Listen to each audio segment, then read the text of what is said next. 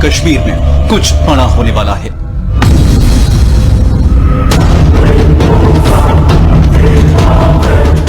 क्या कश्मीर पर सरकार ने बड़ा फैसला ले लिया है?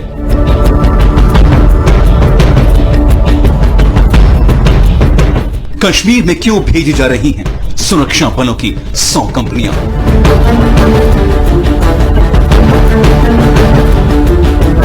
10,000 अतिरिक्त जवानों को भेजने का ऑर्डर अचानक क्यों आया?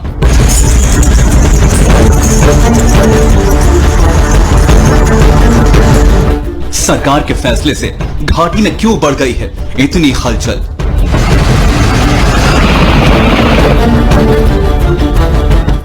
कश्मीर में कई नेता सरकार के फैसले से इतना बेचैन क्यों हो गए?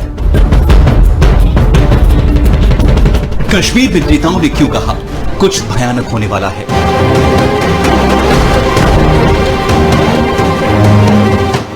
पंद्रह अगस्त के बाद क्या कश्मीर पर बड़ा फैसला आने वाला है? एनएसए अजीत डोभाल ने चुपके से क्यों किया कश्मीर दौरा?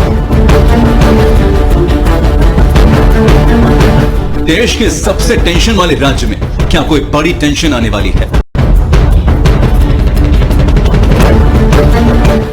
जी हां, कश्मीर को देश का सबसे ज्यादा टेंशन वाला राज्य माना जाता है। सरकार के सामने कश्मीर एक ऐसा मुद्दा रहा है जिससे सरकार को सबसे ज्यादा चुनौतियां मिलती रही हैं। यहां गांववादियों से निपटना हो या फिर पत्थरबाजों के खिलाफ एक्शन लेना, आतंकी हमलों को रोकना हो या फिर आतंकवादियों के खिलाफ कार्रवाई करना। सरकार यहां की राजनीतिक चुनौतियों से भी जूझती रहती है। अब सरकार ने जो फैसला लिया है उससे घाटी में बड़ी हलचल पैदा हो गई है। कोई कह रहा है कश्मीर में कुछ भयानक होने वाला है, तो कोई कह रहा है सरकार अपने फैसले से लोगों को डरा रही है। हम सरकार के फैसले का पूरा पोस्टमार्टम करेंगे, लेकिन उससे पहले ऑर्डर की इस कॉपी को गौर से देखिए। इस कॉपी में सबसे पहले ऊपर लिखा है from ministry of home affairs, यानी ऑर्डर गृह मंत्रालय से आया है। 2 में लिखा है चीफ सेक्रेटरी और होम सेक्रेटरी जम्मू कश्मीर सरकार। इसके साथ ही जम्मू कश्मीर के डीजीपी को भी लिखा गया है। इसके विषय में लिखा है deployment of additional CAPFs in J&K.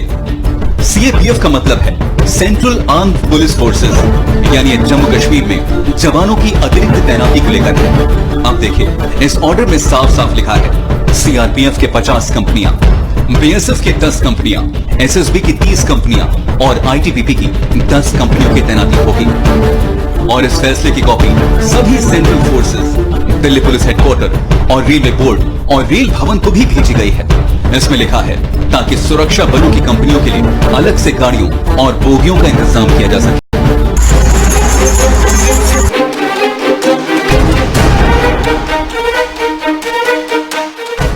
सरकार के फैसले की इसी कॉपी से घाटी में हड़कंप मच गया है और कश्मीर से अपनी सियासत करने वाले लोग एक अलग तरह के डर की बात करने लगे हैं।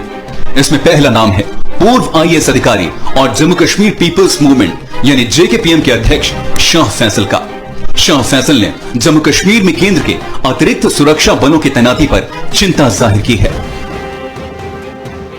शाह फैसल ने गृह मंत्रालय के कश्मीर घाटी में अतिरिक्त फोर्स की तैनाती पर सवाल उठाए हैं। फैसल ने कहा इस बात की अफवाह है कि घाटी में कुछ बड़ा भयानक होने वाला है। शाह फैसल ने ट्वीट में लिखा घाटी में अचानक सुरक्षा बलों की 100 अतिरिक्त कंपनियों की तैनाती क्यों हो रही है, इसके बारे में किसी को जानकारी नहीं है। इस बात की अफवाह है कि घाटी में कुछ बड़ा भयानक होने वाला है। क्या ये अनुच्छेद 35A को लेकर है? सिर्फ शाह फैसल ही नहीं, डर की बात करने वालों में एक और नाम है जम्मू कश्मीर की पूर्व मुख्यमंत्री महबूबा मुफ्ती का। उन्होंने ट्वीट कर कहा कि केंद्र के फैसले ने घाटी में भय का माहौल पैदा कर दिया है। उन्होंने लिखा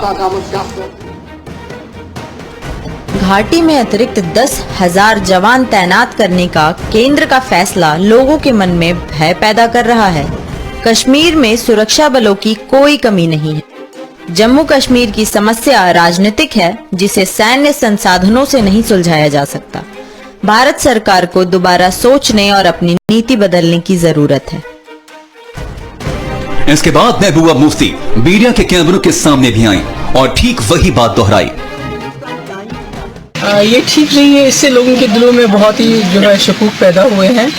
और जम्मू कश्मीर एक सियासी मसला है, इसका कोई मिलिट्री सोल्यूशन नहीं है। इसमें जब तक आप बातचीत नहीं करेंगे, जम्मू कश्मीर में जो लोग हैं उनके साथ बातचीत नहीं करेंगे, पाकिस्तान को भी जब तक इन्वॉल्व नहीं करेंगे, तो खाली ये जो फौज के बलबूते पे या सिक्योरिटी फोर्सेस के बलबूते पे जम्मू कश्मीर में आप आर्जी तौर तो अमन कायम कर सकते हैं, मगर देर पा अमन के लिए मसले कश्मीर को हल करना बहुत जरूरी है।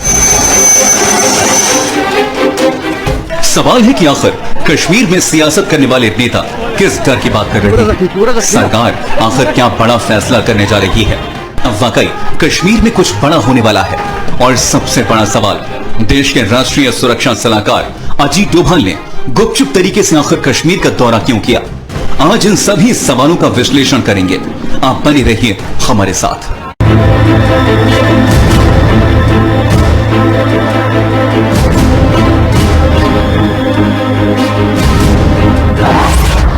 अजीत डोभाल ने कश्मीर घाटी में क्यों की सीक्रेट विजिट? 10,000 जवानों की तैनाती का डोभाल कनेक्शन क्या है?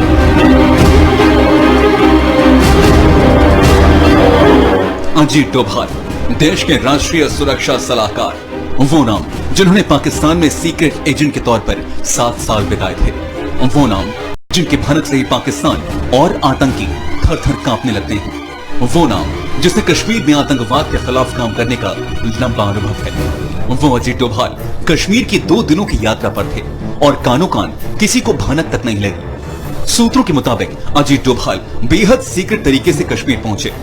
वहां उन्होंने सुरक्षा और खुफिया एजेंसियों के टॉप ऑफिसर्स के साथ अलग अलग बैठकें की थी। अजीत डोभाल राज्यपाल के सलाहकार के विजय कुमार से मिले, मुख्य सचिव BVR सुब्रमण्यम से मीटिंग की, डीजीपी दिलबाग सिंह और IG SP पांडी से मुलाकात की। डोभाल के साथ दिल्ली से IB के बड़े बड़े अधिकारी भी थे। कश्मीर में अजीत डोभाल 2 दिनों से बड़े बड़े लोगों से मीटिंग करते रहे।